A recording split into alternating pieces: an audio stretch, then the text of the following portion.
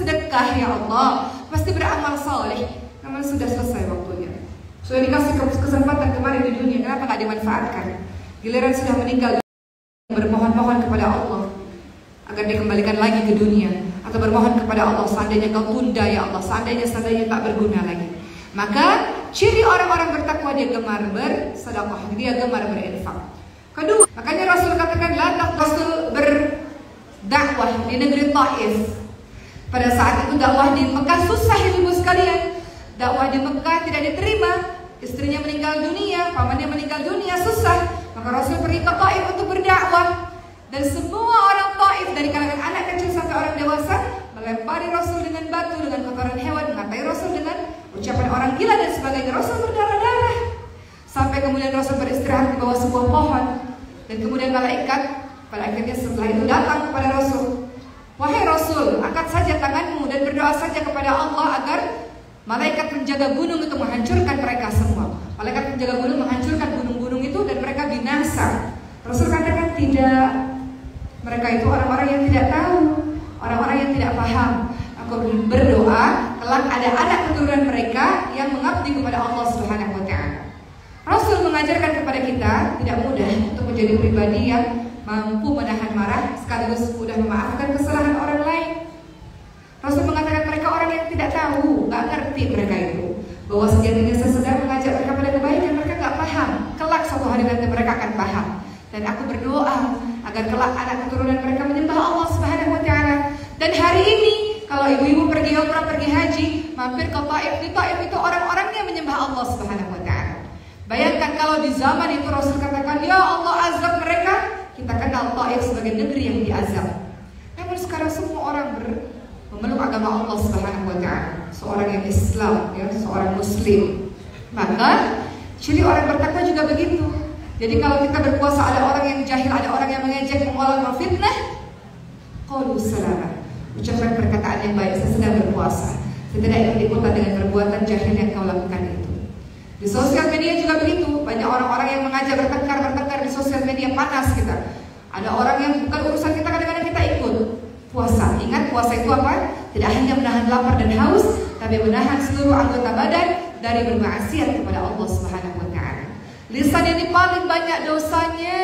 Coba introspeksi dan bermuhasabah diri. Lisan ini ada dosa dusta, ya Bu ya.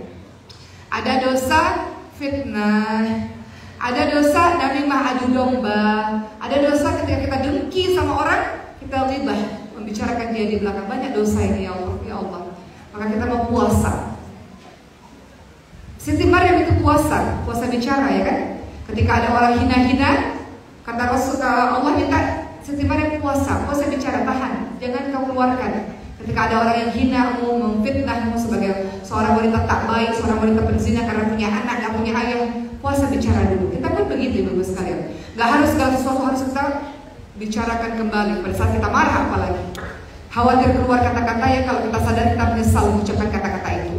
Apalagi ibu kalau lagi marah sama anak-anak, atau lagi kesel sama suami, katanya sama anak misalnya, ya. Kadang-kadang kita ini belum menjadi ibu yang baik untuk anak-anak kita disebabkan lisan kita yang buruk kepada anak-anak kita. Gak boleh seorang ibu mengatakan anak bodoh, anak nakal, anak kurang ajar. Gak boleh. Orang tua macam apa ketika kamu mengatakan begitu? Kulukan dan doa, semua perkataan adalah doa. Orang tua mengucapkan yang baik-baik karena itu menjadi doa. Kalau kau katakan anak ini kurang ajar, suatu hari nanti anak itu kurang ajar, itu disebabkan karena doamu sendiri, karena lisanmu sendiri. Anak nakal, anak itu menjadi nakal betul-betul di kemudian hari karena doamu sendiri, karena ucapanmu sendiri.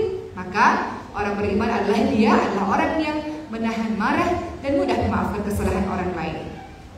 Juga dalam surah Ali Imran 133 sampai 135 tadi, wallahu yuhibbul muhsinin, dan Allah menyukai orang-orang yang berbuat kebaikan. Kalau menjadi orang yang bertakwa, nasihat untuk diri saya, setiap detik berpikir, saya mau buat baik apa lagi ya habis ini? Apakah yang saya lakukan ini perbuatan baik atau bukannya? Selalu berpikir. Seorang teman, saya safari dakwah, saya ketemu sama seorang ibu umurnya 70 tahun, masih jadi ketua majelis ta'lim. Saya katakan pada beliau, ibu udah berapa puluh tahun jadi ketua majelis ta'lim? Sudah 20-30 tahun kata beliau. Masya Allah. Kenapa bu? Kok senang dengan majelis ta'lim? Saya ini tidak hanya jadi ketua majelis ta'lim, tapi juga ngurusin anak-anak jalanan, ngurusin anak-anak panti asuhan. Setiap hari sibuk kata beliau. Kenapa bu? Sibuk di waktu senja? Bukankah waktu setiap waktu beristirahat? Kata beliau, Allah anugerahi saya fisik yang kuat. Rasanya saya ini kok gak berfungsi sebagai manusia kalau saya tidak bermanfaat untuk orang lain, kata beliau. Rasanya ini kok saya kayak jasad, mati enggak, hidup enggak, kalau gak bermanfaat untuk orang lain. Gelisah saya kalau hari-hari saya gak bermanfaat untuk orang lain. Jadi kita pikirkan, Bu, apa yang bisa kita lakukan untuk anak-anak kita? Itu kan untuk orang lain juga ya, bermanfaat untuk anak-anak kita. Kita jadi guru Quran untuk anak-anak kita mungkin, untuk tetangga kita, untuk orang-orang di sekitar kita. Jadilah orang terbaik itu, yakni orang yang bermanfaat untuk orang lain dan senantiasa berbuat kebaikan. Terakhir, mau jadi orang bertakwa, dalam surah Ali Imran 135 yang tadi dibaca adalah dia senantiasa bertaubat kepada Allah.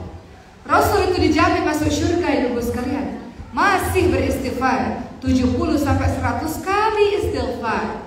Rasul dijamin masuk surga, masih qiyamul lail, masih tahajud sampai kakinya bengkak-bengkak. Saking lamanya berdiri bertahajud itu, sampai Aisyah berkata, kau kan sudah dijamin masuk surga, kenapa Rasul masih sholat seperti ini? Kata Rasul, aku mau jadi orang yang bersyukur kepada Allah Subhanahu wa Ta'ala atas hidup yang Allah berikan, atas keluarga yang Allah berikan, atas kesehatan, atas nikmat iman, nikmat hidayah yang Allah berikan. Rasul itu bersyukur dengan menghidupkan malam-malamnya. Maka di Ramadan ini, sisa-sisa terakhir di bulan suci Ramadan, yang kita tak tahu, mungkin di antara ratusan orang, mungkin ada yang tidak ketemu lagi dengan Ramadan. 2 bulan yang lalu, ibu sekalian, 2 bulan yang lalu saya pergi umrah bersama dengan 800 jemaah, Masya Allah ya. Ibu tahu, ketika kami mendarat di Madinah, ketika itu turun dari Madinah, seorang jemaah menghembuskan nafas terakhirnya ketika sudah menjejakkan kaki di Madinah. Turun pesawat, gak ada nafas lagi. Seolah-olah Allah jemput beliau untuk bisa matinya husnul khatimah di Madinah, karena dikuburkan di Madinah setelah itu. Jadi beliau itu berangkat umrah untuk menjemput kematiannya, ibu sekalian.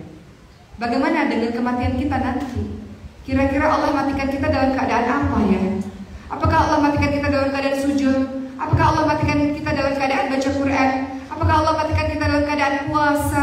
Apakah Allah matikan kita dalam keadaan beramal soleh lagi beribadah? Atau sebaliknya, Allah matikan dalam keadaan berzina, Allah matikan dalam keadaan sedang bertengkar dengan suami, Allah matikan keadaan ketika engkau sudah marah-marah misalnya.